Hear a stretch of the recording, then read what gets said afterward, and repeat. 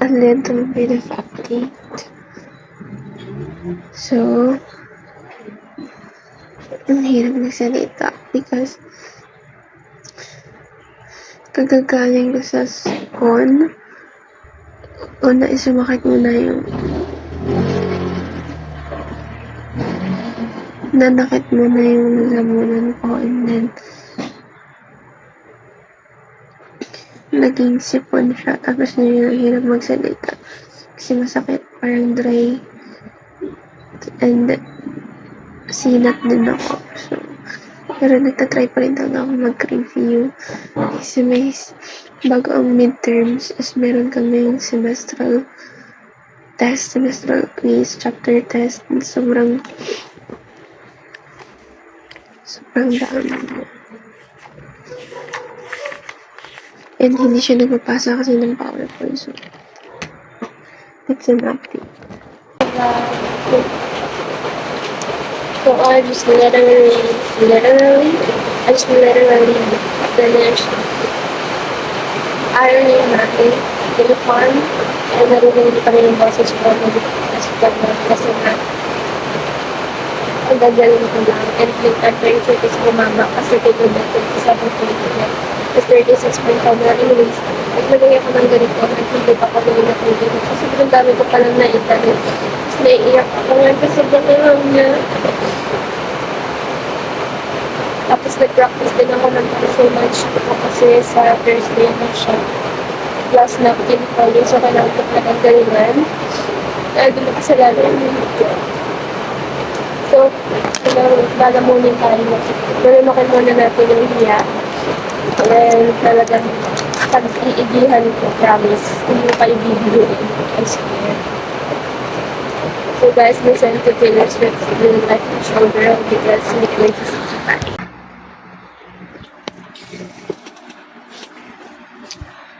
So, I'm just gonna turn off the fan. And kasi nga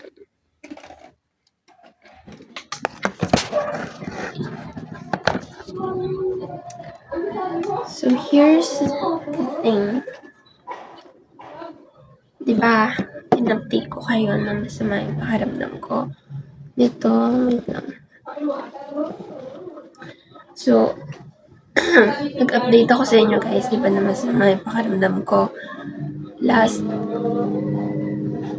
past few days. Like kahapon lang siguro, kahapon isang araw.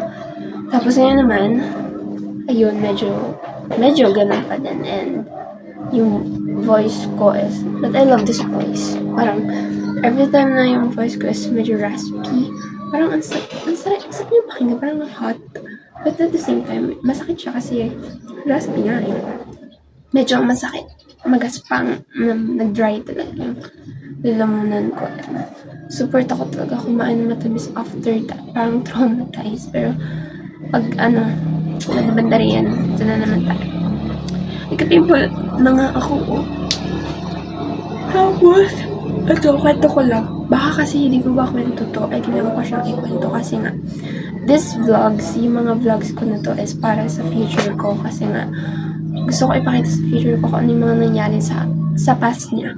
So ngayon, today is October 7, birthday ng ate ko.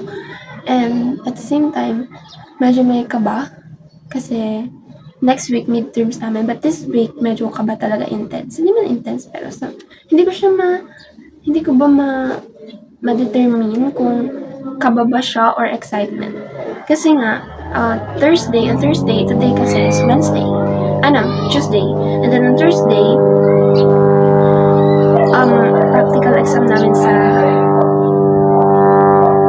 kay Sir Vibe sa food and beverage.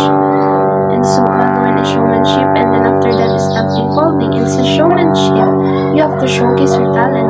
And yung talent na yun, specific lang siya, which is excuse me, magsasayaw ka lang.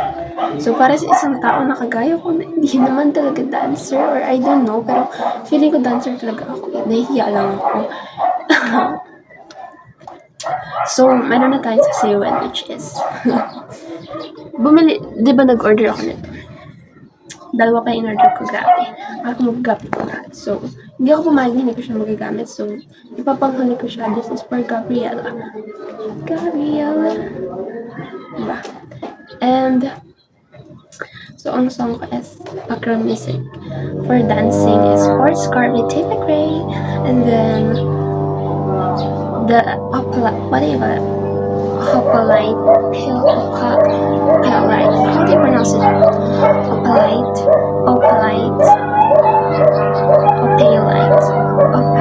I don't know, it's Taylor Swift's one of Taylor Swift's song sa The Life of a Showgirl, and ganun, sasayaw ka lang ng ganun, ting ting ting ting ting ting ting ganun.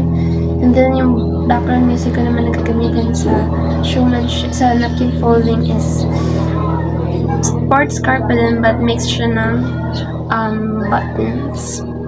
Like, buttons, baby. Grabe. Alam ko naman na kaya ko siya. Alam ko na perfect ko siya. Talaga lang, hindi ko ba kung nararamdaman ko excitement or kaba. So, that's an update. So, update ko kayo sa mangyayari sa Thursday. So, bye.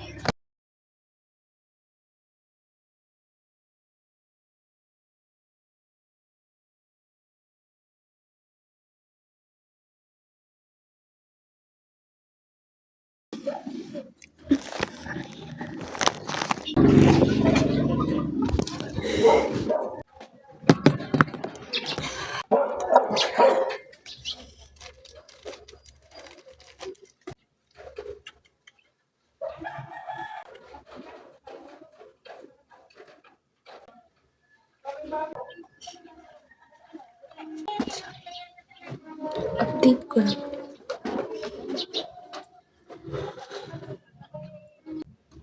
Update ko lang kayo.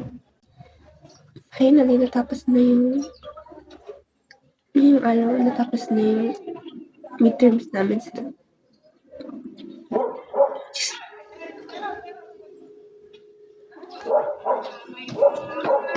Natapos kami mag-napkin folding, tapos,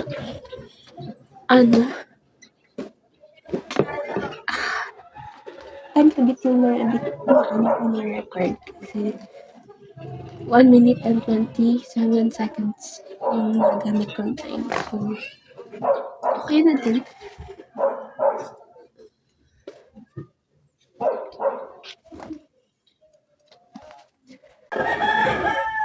Tapos, ayun, successful naman lahat, nakapag-host ako. Tapos,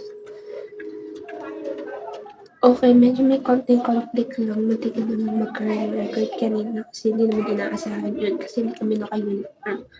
Pero okay naman lahat. Successful lahat.